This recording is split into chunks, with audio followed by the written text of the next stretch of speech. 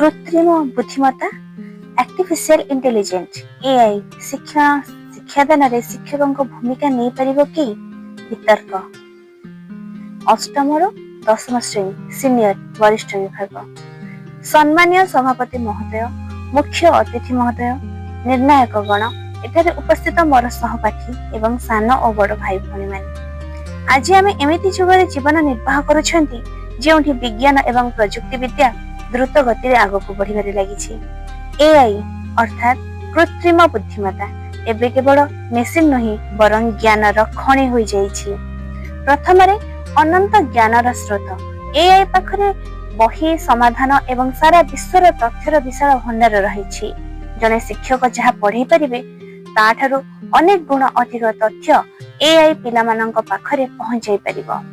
द्वितीय रे हैला पर्सनलाइज्ड लर्निंग एआई प्रत्येक छात्रर क्षमता गति एवं आवश्यकता अनुसार शिक्षा दे पारिबो। विद्यारे टिके दुर्बल छात्रन को सरल उपाय रे एवं द्रुत छात्रन को उन्नत उपाय रे पढ़ाइबा संभव। तृतीय रे हैला 24x7 अर्थात 24 घंटा 7 दिन उपलब्धता। शिक्षक सब बेले साथी रे रही परिबे नाही किंतु एआई केबे थके नाही सुए नाही जेउठी जेते बेले आवश्यक छात्र माने ताठार शिक्षा ग्रहण करि परिबे। चतुर्थ रे हैला नुवा दुनियार पाठ एआई केवल बही पढ़ाए नाही बरं वीडियो गेम सिमुलेशन एवं वर्चुअल रियलिटी माध्यम रे पाठ पढ़ा को रोचक एवं जीवंत करि पारे। पंचम रे हैला कोविड भली स्थिति रे जेतेबेले स्कूल बंद थिला सेतेबेले एआई आधारित शिक्षा प्लेटफॉर्म पिलांकु पाठ सहित जोड़ी रखिथिला। एथिबाई मोर विश्वास कि आगामी भविष्य रे एआई शिक्षकों भूमिका सफलता पूर्वक तुलाई परिबो। पिला माने जदि तुमे वितर्क रे नाहीर पक्ष रखिबो तेबे एमिति वितर्क दे परिबो।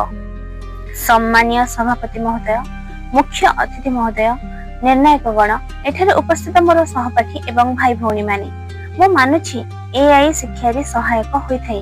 एहा केबे भी शिक्षकों भूमिका पूरी तुलाई परिबो नाही। प्रथम रे हैला शिक्षण केवल ज्ञान देबा नहीं शिक्षक केवल पाठ पढ़ाते नहीं से प्रेरणा दे थांती मूल्य सिखाई थांती चरित्र निर्माण करि थांती एही काम मेसिन करि परिबो नाही। द्वितीय रे होछि भावना एवं विचार एआई पाखरे बुद्धि थाई पारे किंतु हृदय नाही। गोटे पिला जेतेबेले उदास थाए जेतेबेले ताको सहारा आवश्यक तेबे केवल शिक्षक ही तार भावना बुझी परिबे। तृतीय रे होछि नैतिकता एवं संस्कृति एआई केवल तथ्य दे परिबो किंतु संस्कार परंपरा एवं समाजर नैतिक मूल्य केवल शिक्षक ही सिखाई परिबे। चतुर्थ रे होछि त्रुटि एवं विपद एआई केबे केबे भूल तथ्य दे पारे गोटे छोट पिला यह अंतर बुझी परिबनी कि केउंटी ठीक केउंटी भूल शिक्षक ही सत्य एवं असत्यर प्रभेद सिखाई परिबे। पंचम रे होछि मानव संबंध विद्यालय केवल पढ़िबार स्थान नहीं बरं गुरु शिष्यर संबंध ही शिक्षार आधार। यदि शिक्षक रहिबे नहीं तबे संबंध भांगी जिवो।